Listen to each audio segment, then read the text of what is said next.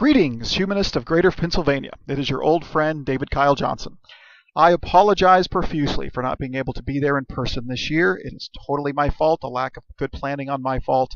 But what I've decided to do is give essentially the talk that I would have given anyway had I been there in person, and hopefully it will spawn discussion just as well as if I were there in person. And what I'd like to talk to you about is Christmas. Now, I've talked to you about Christmas before. We've talked about why you shouldn't lie to your kids about Santa Claus. I've talked about the history of Christmas and why it means that anyone should be able to celebrate Christmas, even if they're a humanist or an atheist. But today, I'd like to talk about the economics of Christmas, and as you can see here, the jolly folly of Christmas spending.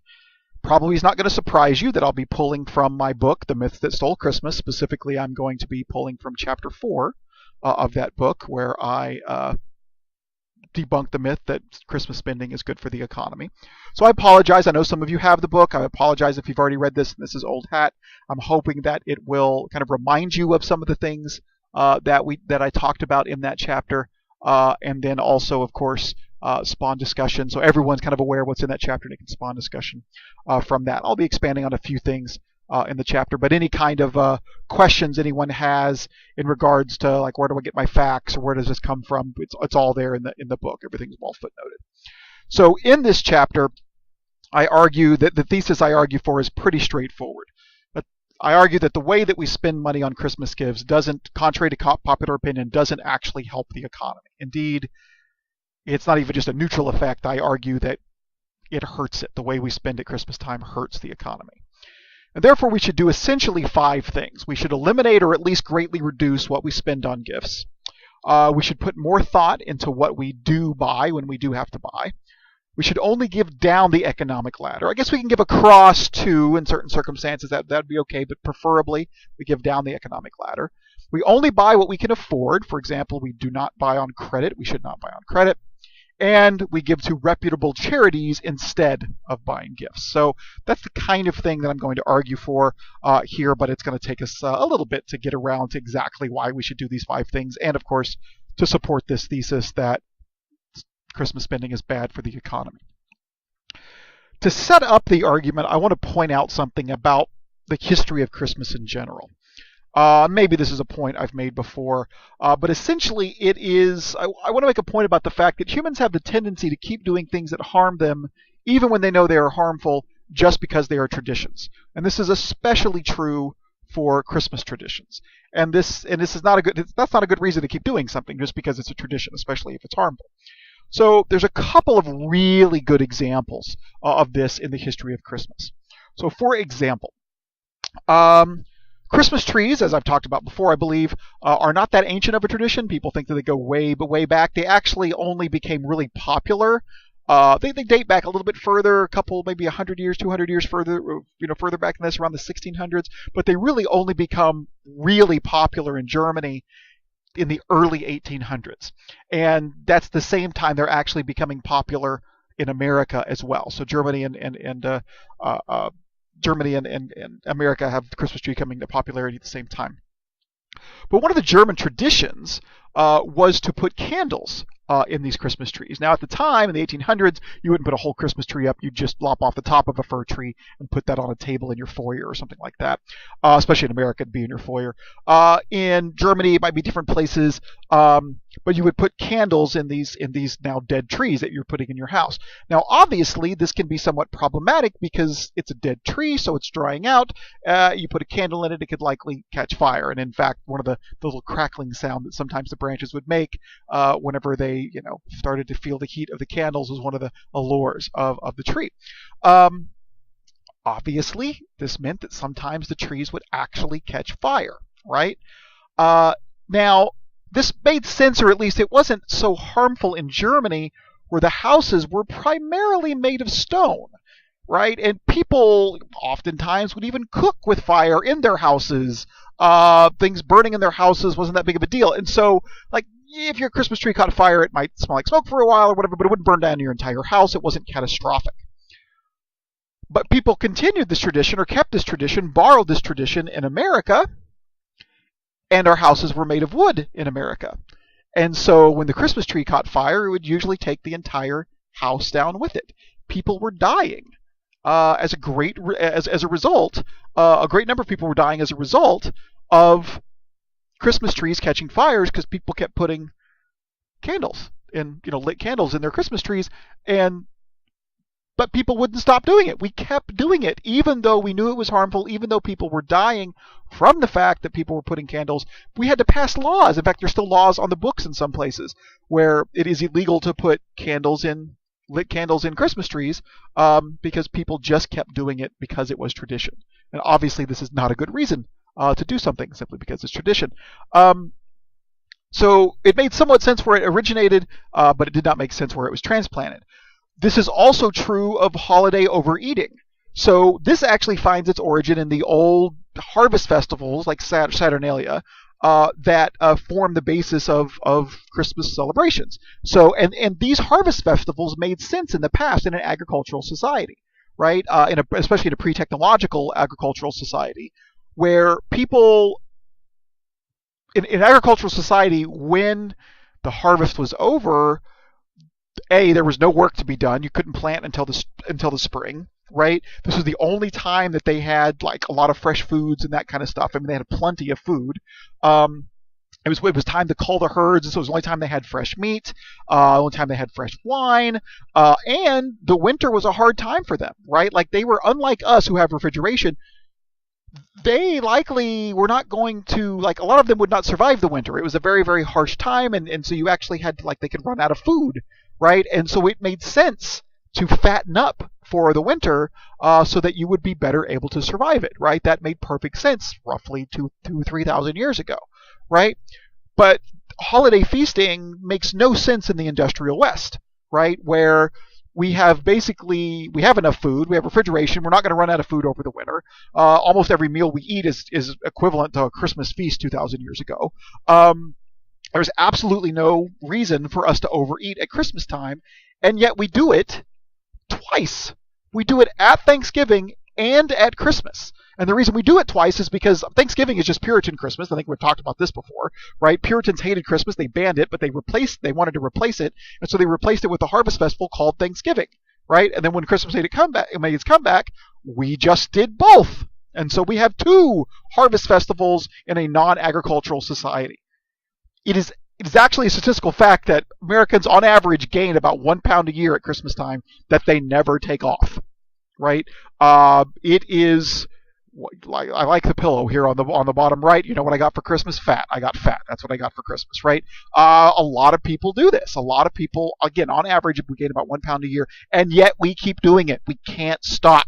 We keep overeating at Christmas time. And so the argument I'm going to present is that Christmas gift giving is essentially like this. It is a tradition that made some sense at the time when it started. It does not make any sense anymore. It is actually harmful to us now. It actually weakens the economy, and yet we keep on doing it. But by realizing this, we could turn it into something that actually helps the economy and helps other people, and that's what I want to argue. Okay, so let's talk about the origins of Christmas gifts. Essentially, they find their origin in the same place that Christmas finds its origins, right? Again, the history is a little bit more complicated than this. There's a few more other celebrations that influence, and there's other places that we borrow traditions. But essentially, Christmas is just a Christianization of the old Saturnalia ritual. And the Saturnalia ritual involved a lot of feasting and drinking and sex and that kind of stuff, but also involved social inversion, where the rich would serve food to the poor. And everyone would sit at the table equally and that kind of stuff, right? And so there was this social inversion where essentially the poor, the not well-to-do, were kind of king for a day in a certain kind of way, but they were looked after. This social inversion and the rich looking after the poor eventually turned into a tradition, like in the 1800s, turned into a tradition called wassailing, where rich landed gentry would be and families would be obligated to open up their home and invite the servants to come into their home, and in exchange for the servants singing like songs of well-wishing, actually what would happen is the servants would sing songs demanding the house's best food and drink. And then they were kind of obligated to provide it. And once the family provided it, then the servants would sing songs of well-wishing upon the homeowners, right? Stephen Nussenbaum, in his book *The Battle for Christmas*, called this a social safety valve, where the servants were essentially letting off steam, kind of taking advantage of their social betters, their masters, as it were. But in exchange, and kind of taking advantage of them, getting their food. But on the flip side, the masters were solidifying their place in the social hierarchy by being the ones that provided the food, right? I'm your social better, you're the one begging me for food, and so it kind of solidifies their place in that way. Interestingly, similar social safety valve mechanisms were at place in the antebellum South as well, which I talk about in chapter 3 of my book. What happened in the around 1820s, 1830s is a poem called A Visit from St. Nicholas, which we now know as *Twas the Night Before Christmas*, was published and became popular and ended up shifting the axis of social aversion and the form that it took. So what it did is created this tradition where people were no longer, the social inversion that happened at Christmas was no longer the rich giving to the poor, like the masters giving to their servants, right? It was now parents giving gifts to their children. And children at the time were kind of considered like lower class, and so it just shifted it in a slightly different way. But the focus then became on giving gifts to children. Charity survived, but it survived in a very minimal form. Charity to the poor survived, but it survived in a very minimal form. And you would give largely through charities and not directly to the streets, and certainly wassailing went away. In fact, that was the purpose of the poem, it was written by rich people to try to keep poor people from trying to get into their house and demanding their best food and drink.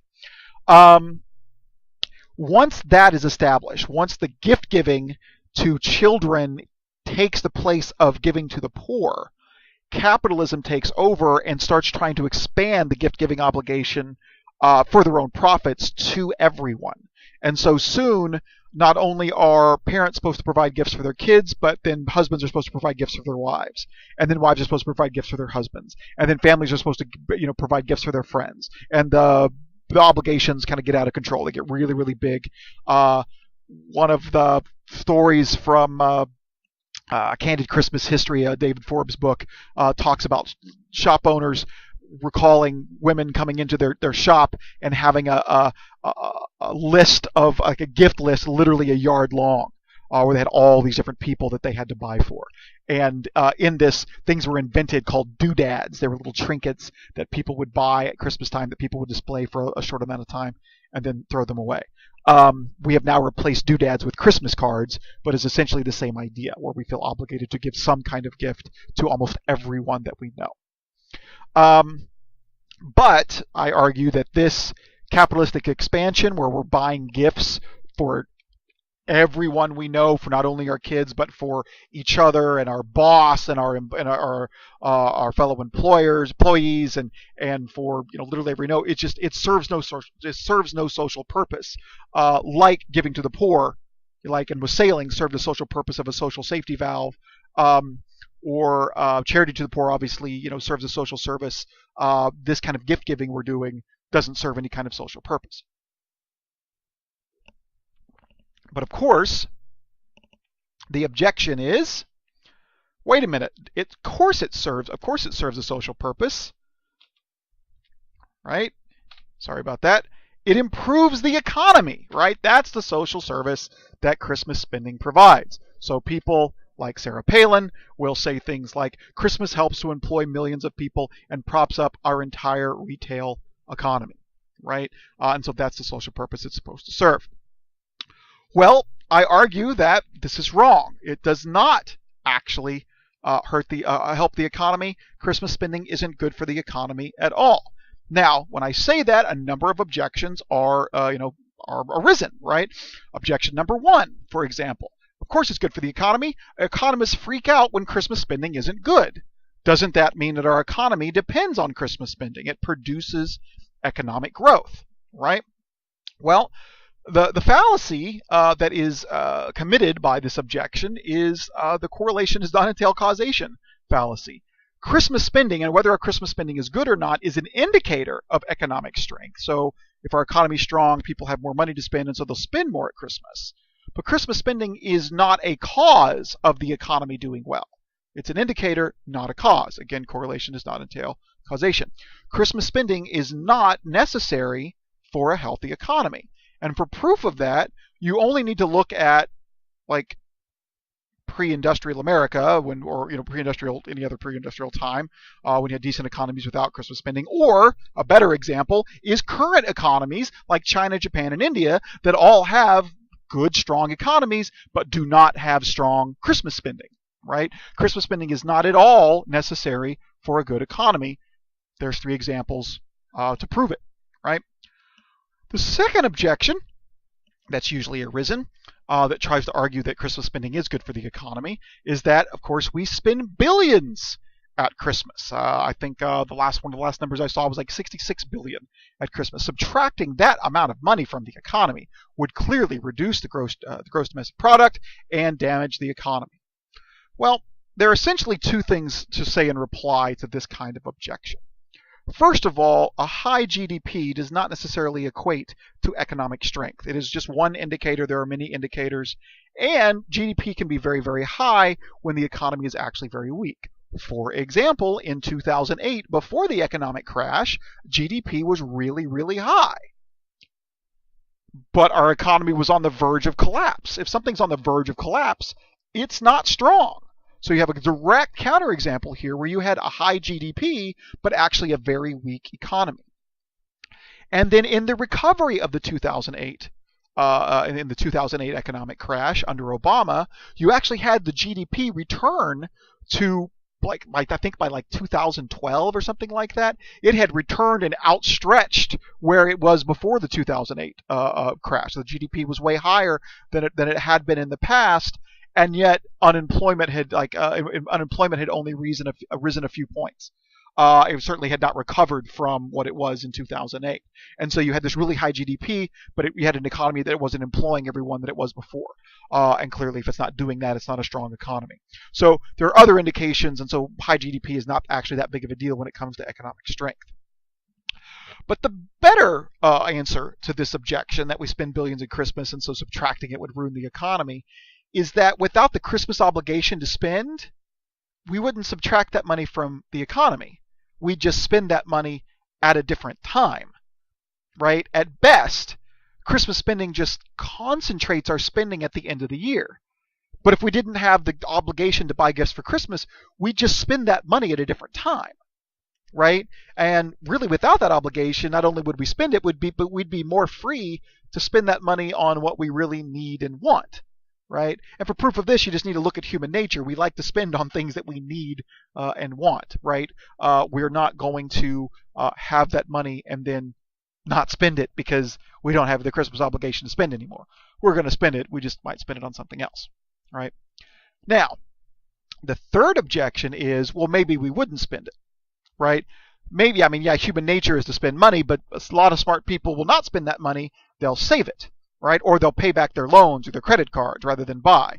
And that would hurt the economy. We need to produce, we need consumer spending to drive economic growth, right? This is the old paradox of thrift. We see a little cartoon for it here on the right.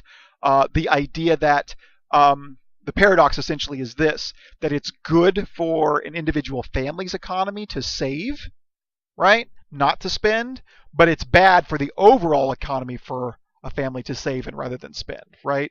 So on the one side, you should save because it's better for you, but on the other side, you feel like you have this obligation to spend because it's better for the overall economy, right? So the idea is if we didn't have the Christmas obligation, then we would save or pay back our loans, and that would ruin the retail economy, right? Well, there are essentially 2 answers here.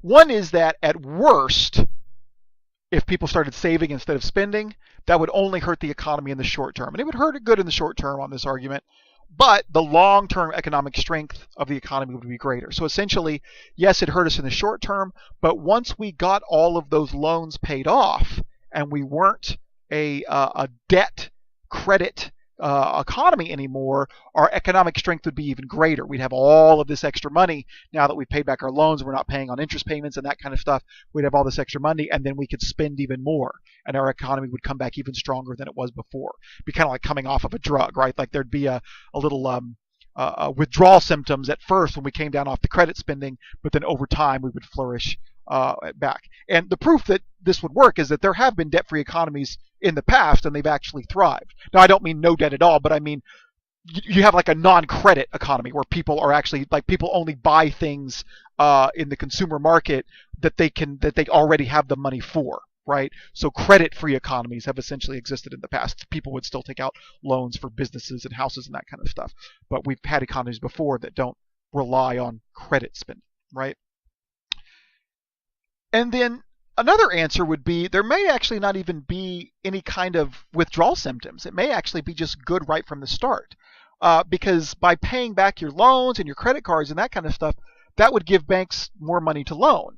And that would make it easier for people to get home loans and for other people to get home loans or business loan or pay employees and that kind of stuff. Giving the banks more money actually could produce more economic growth because they now have the money to kind of hand out and give give to people in other loans and that kind of stuff, right? So I actually think that the paradox of thrift isn't really a paradox. I think that saving a family saving money is both good for the family and for the economy. And indeed, the early Americans actually praised thrift and objected to luxury spending because they thought that was the kind of luxury spending was the kind of thing that the aristocratic nations of Europe did. And if America was going to survive as a country, they had to be more economically responsible, and that include not luxury buying, but instead thrift and saving, not being stupid with your money. And so, but all of those 3 points are basically pointing to the fact that Christmas spending doesn't help the economy. But one could argue that, well, then maybe it's just neutral, right? Maybe it just makes us concentrate our spending at the end of the year, but we spend that money anyway, and so there's really not that bad of an effect on it. Well, I actually take this argument just a little bit further and argue that Christmas spending actually hurts the economy. And one way it does that is it does what we might say, it turns the economy upside down. And what I mean by that is it has us spending our money in the wrong way. And maybe this is more of a philosophical point, but the way that we should be spending our money is that we spend our first dollars on necessities, things that we absolutely have to have to survive, and that props up necessary industries like infrastructure and and services that we need to survive and that kind of stuff. And then we spend our excess money on luxuries, right? Entertainment, and trips and movies and that kind of stuff, right? We should be spending our first dollars on necessities and extra dollars on luxuries. But as Joel Waldfogel argues in his book Scroogeonomics, Why You Shouldn't Buy Presents for the Holidays, he says that what Christmas does is it reverses this. Christmas has us buying caviar like it's underwear, essentially. So the Christmas obligation to spend, or the obligation to spend at Christmas, is so overpowering that even when people are not debt-free, they have a lot of credit card debt, or they have other debts, or they have other loans that they need to pay off, they don't have the money for it, they have other things that they should be doing with their money, the obligation to spend at Christmas and buy gifts is so overwhelming that instead of paying off medical bills or taking care of other kind of necessities, they'll buy an Xbox for their kids, right? They'll buy toys, they'll buy clothes that they don't need, right? They'll buy other kind of frivolities that just aren't necessary, that they really can't afford, but feel like they have to buy simply because it's Christmas, right? And so this is not how we should be spending our money, and this is not how we should be and we're propping up parts of our economy that are unessential, like in electronic entertainment, when we should be propping up things like our infrastructure and that kind of stuff, right? And so it hopefully you understand what I mean here, how it turns the economy upside down in a certain kind of way. And then Christmas spending also inflates the credit bubble. 2/3 of all Christmas gifts are bought on credit. And only 1/4 of those are paid off by January, and only 2/3 are paid off by February. Some of them still exist. Some of that debt still exists the following December. And a credit bubble can crash an economy just like a housing bubble can and did in 2008. In fact, the credit bubble played kind of an underrated role in the economic crash of 2008. And so the more we buy on credit, which we do more and more every year at Christmas time, the weaker it makes the economy because the more it inflates the credit bubble. And besides, buying on credit also weakens a household economy, right? It makes sense to buy a house on credit because if you waited until you could afford a house, you wouldn't have any time left to live in it. But it doesn't make sense to buy an Xbox on credit. You should only buy an Xbox if you can afford an Xbox, right? And so this weakens our household economies as well. And then another thing that Wadfogel points out is that Christmas spending creates what he calls deadweight loss. Now, what's deadweight loss? Deadweight loss is where you essentially spend more money on something than it's worth. So an easy example is the government pork barrel project on a bridge to nowhere. Right, so maybe 10 people would use this bridge, and they would each pay, $1,000 to use that bridge, and so ultimately what that bridge is worth is $10,000 because that's what these people would pay to use the bridge every year. But right, the government spends $10 million on that, right, and so that's basically 9,900,000 and 10 million minus $1,000 of deadweight loss, right? And so it'd be $9,999,000 worth of deadweight loss. That's what it would be, right? That's how much. And you're pumping that money into the economy, but you could have spent that much money on something that was actually worth $1 million, right? Or $10 million, or maybe spend $10 million on something that's worth $20 million, right? You could actually create value that way. Well, we erase value in the same way when we buy a gift that someone doesn't want, right? If we spend $100 on something that they would have only been willing to spend $10 on, then we've created $90 worth of deadweight loss. That money could have spent creating actual value in the economy, but we have wasted it, right? And that's what deadweight loss is. It's much better to spend that same money on something useful or that someone values, right? And yet, we do this all the time. Think of how many gifts you've got at Christmas that you didn't want or you wouldn't have bought on your own because it costs way more than you'd be willing to pay for it, right? Unwanted gifts or less valuable gifts are a staple of Christmas traditions, right? People do this all the time. Christmas creates about $12 billion in deadweight loss anymore. And that is more deadweight loss than all government pork barrel spending combined, which is around $8.7 billion, right? And people always want to complain about pork barrel spending and deadweight loss there, right? But we don't care about the deadweight loss that comes out of Christmas spending. That's a problem, right? One way that you can avoid deadweight loss is giving cash, right? You can just give people cash directly, and that way they can buy what they want, so they wouldn't spend that cash on something that's not worth that much to them. However, even giving cash can destroy economic value. How so? Well, it's kind of economics 101 that $100 is worth more to some people than others, right?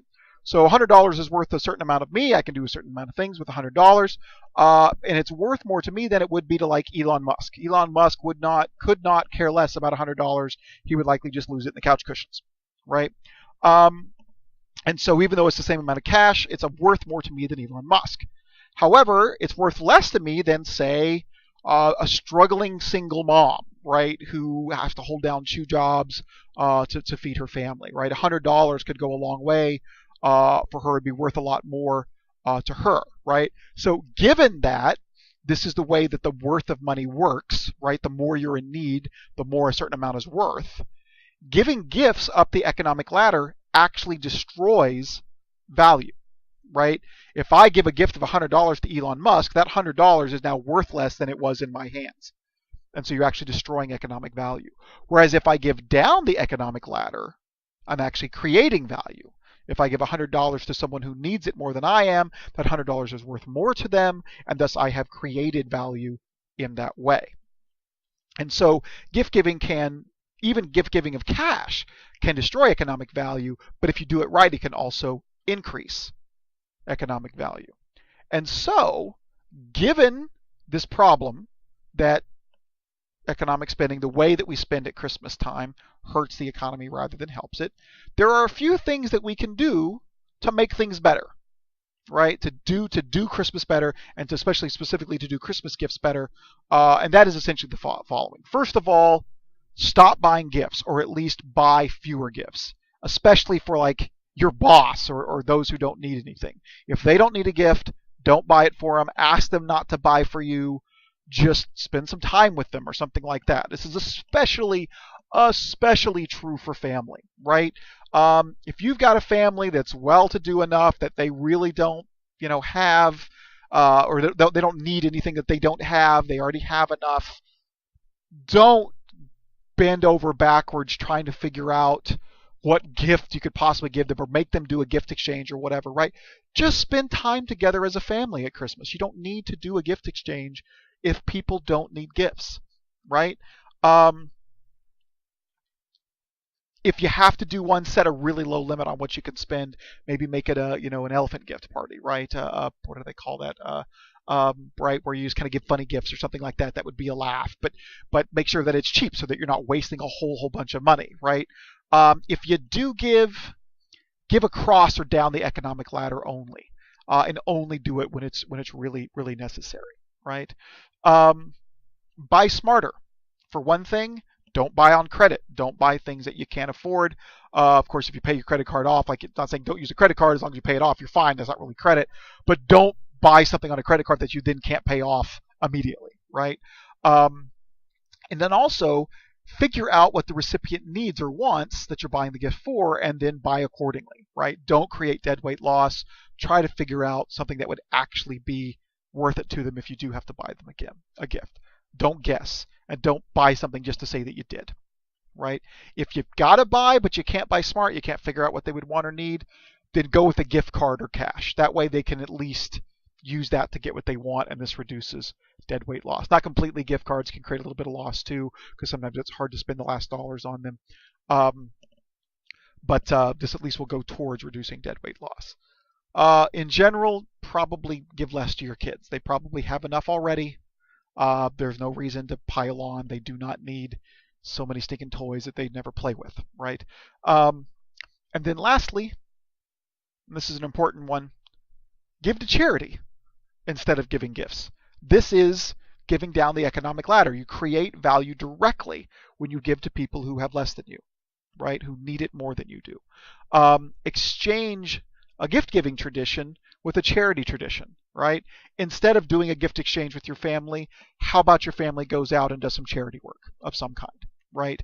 Or you all give to charity. You all pick a charity and donate to a charity in each other's names or something like that. That can create better economic value than certainly some kind of white elephant gift program or something like that, or gift exchange. And specifically on that topic, on giving to charity. When you do give to charity, you of course want to check and make sure that it's a good charity, that they don't have a lot of overhead costs that just go to executives and that kind of stuff, that a bulk of the money that you're giving is actually getting to the people that need it. A couple of good charities in this regard are Doctors Without Borders, and who obviously does really good work overseas and outside of the states, and with free medical care for people who need it. And then Kiva, this is kind of a microloan program where you can actually donate to a specific person that needs a loan for a specific thing, and then they'll actually likely pay it back, and then you can do a number of things with that. With Kiva, it's really neat. You can either just automatically just donate that money to Kiva when they pay it back, and then they can use it for something else, or you can actually you could actually make it an ongoing thing where you donate to Kiva. When the loan's paid back, you just take that money and give it to somebody else, and then they pay it back and you give it to somebody else. But these microloans can make a big difference in people's lives, and you can donate directly to a specific person and then do so in the name of someone else. It's a very, very nice program. I've done that one before. This creates value and also generates no deadweight loss, right? And it's a great substitute if you have to give your boss a gift instead of actually giving them a gift. Donate to a charity in their name, and they can't really complain about it, because you'd be a real jerk to say, "Oh, I'm rich and powerful. Why didn't you get me something? Why did you give this money to starving children?" It is a redistribution of wealth, right? But all economic transactions are redistributions of wealth. This one, though, you can't complain about because it's voluntary, right? This is what's so great about giving to charity is that it's a voluntary redistribution of wealth, unlike taxes or something like that that people might complain about for other reasons. And what's kind of neat about giving to charity is that, like as I argue in chapter 3 of the myths that stole Christmas book, most of the traditions that we hold on so dear and we think are ancient and go back thousands of years, and so we got this tie to the ancient world by hanging up a Christmas tree, or putting up a Christmas tree, or hanging up stockings or whatever. That none of that's true. Almost all of our Christmas traditions are recent modern inventions, often commercialistic, capitalistic inventions, except for giving to charity. Charity actually, like giving money, not specifically to a charitable organization, but giving money to the poor, funneling money down the economic ladder, is the oldest of Christmas traditions.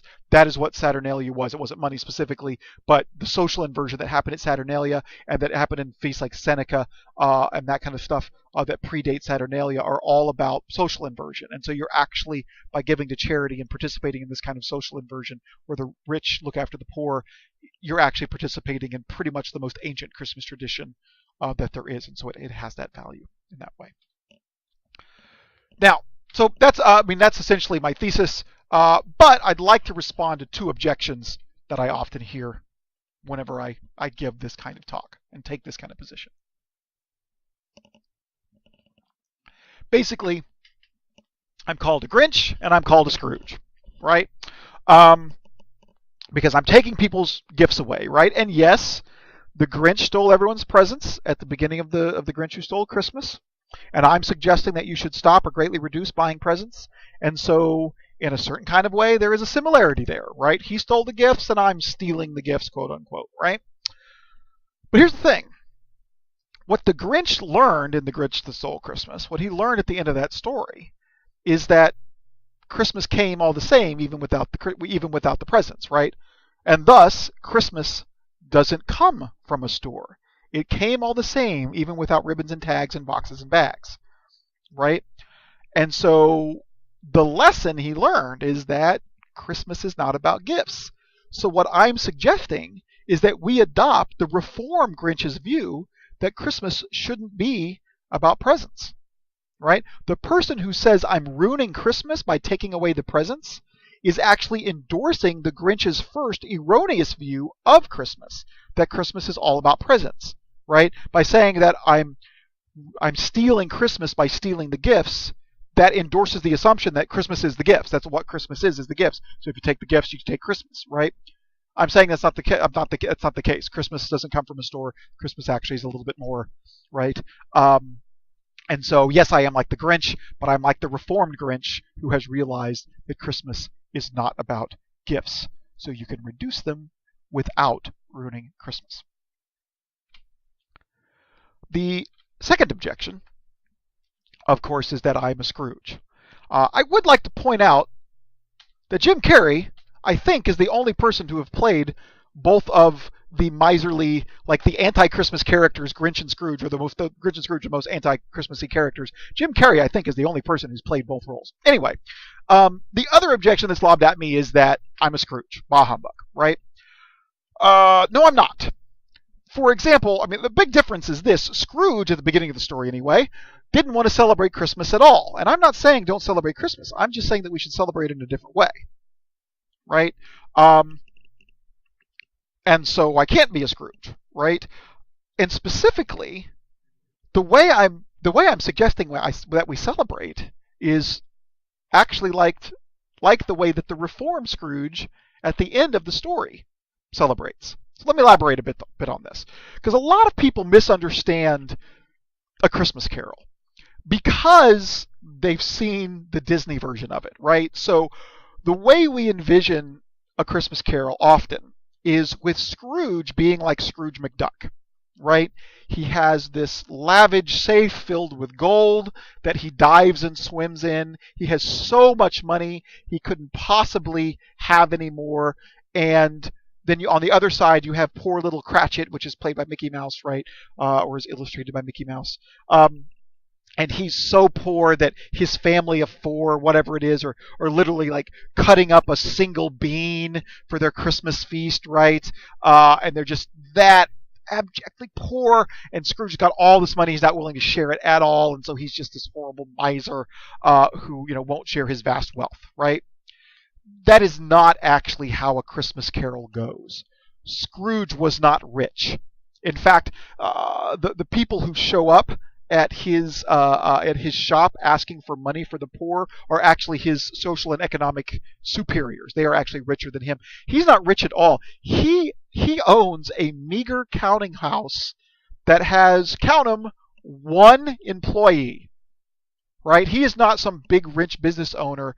He was a partner in a counting house actually with one employee, and then the partner died, Marley, and now he owns it himself. But he is not rolling around in money. In fact, he lives in an old building by himself, and all the other rooms in that building have been lent out as offices.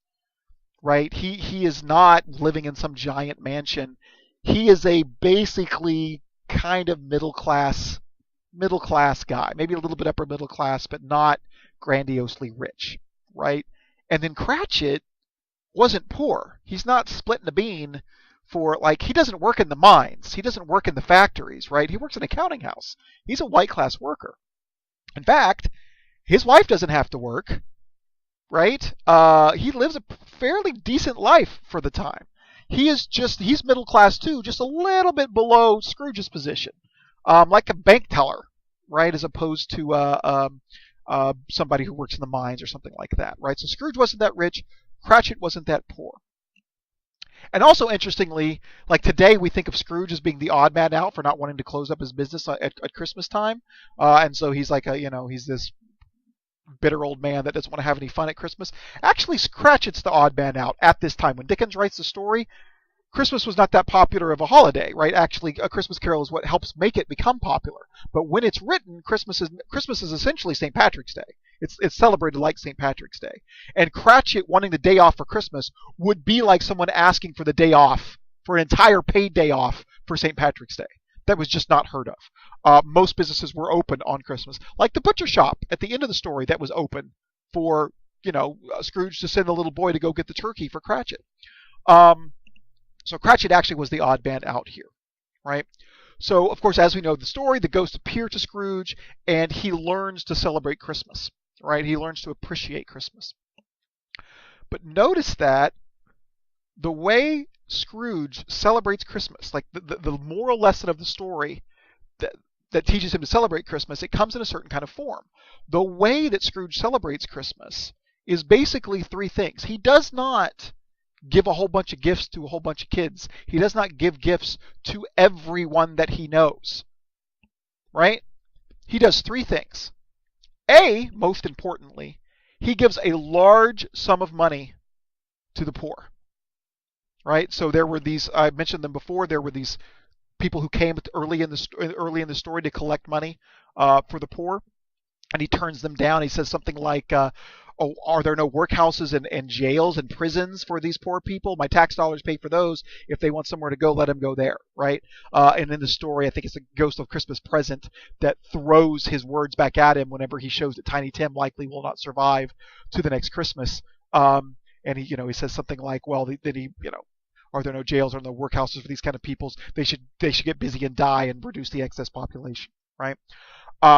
At the end of the story, Scrooge goes back to those collectors and actually whispers a sum in their ear. We don't hear what the sum is, but they react like, "Oh my gosh, I can't believe you're giving that much." And he says, "There's many back payments, included in that." And you obviously get the impression that he's going to continue to do this every Christmas. And so the main thing that that Scrooge learns to do to celebrate Christmas is give money to the poor.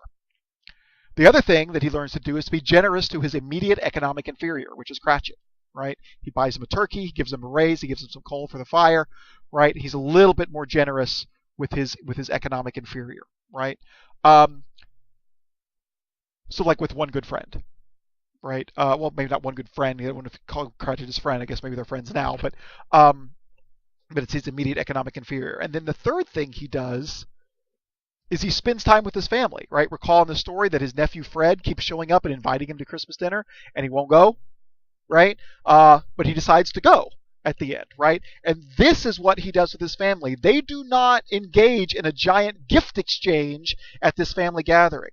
They are merely gathering together to be family together, right? To have a good time as a family at Christmas. That's how they celebrated Christmas, right? And this is essentially how I'm suggesting that we should celebrate, right? The main way we give is we should give to charity. When we do give gifts, we should give them down the economic ladder, and really your time with your family should mostly be spent with family. Giving gifts to the kids, okay, that's kind of given down the economic ladder too. Be careful there. Don't give too much. You could definitely create deadweight loss in this way. But your Christmas celebrations should largely be about family. And so, yes, I am like Scrooge, the reformed Scrooge at the end of the story, who celebrates Christmas in this way. So that's my talk. That's why I think we should be kicking gifts essentially to the curb and changing the way that we celebrate Christmas. I hope this has been enlightening and fun. I hope this generates a lot of good questions. And once again, thanks for inviting me to speak. Hopefully we'll see you in person next year. Take care.